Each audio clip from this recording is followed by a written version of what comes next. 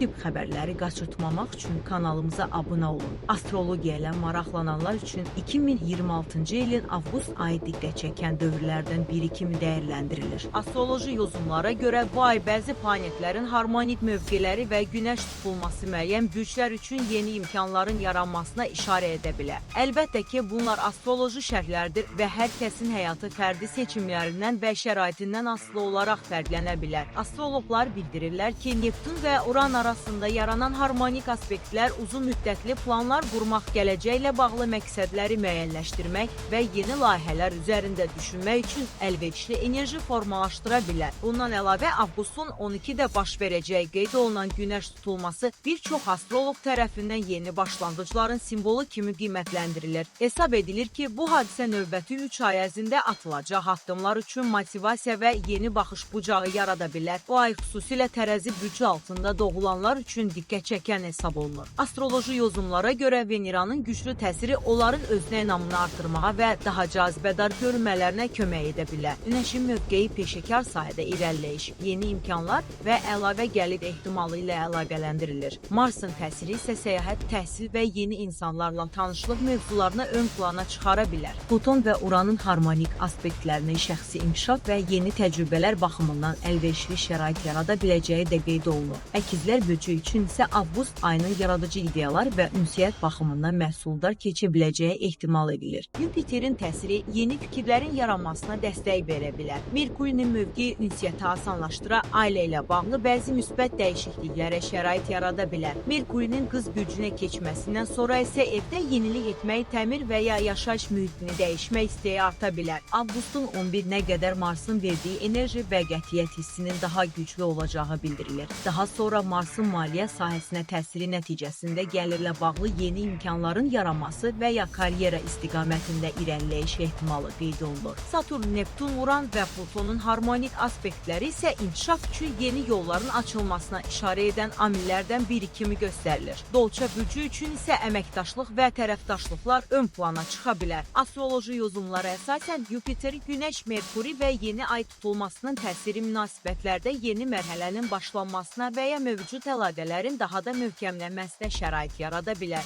İş və şəxsi həyat sahəsində ortaq layihələrdən fayda əldə etmək ehtimalı da vurğulanır. Avqustun 23-dən sonra isə daha çox daxili dəyişiklik və şəxsi inkişaf mövzularının aktuallaşacağı bildirilir. Veneranın təsiri səyahət etməyə, yeni biliklər öyrənməyə və fərqli mədəniyyətlərlə tanış olmağa marağı artıra bilər.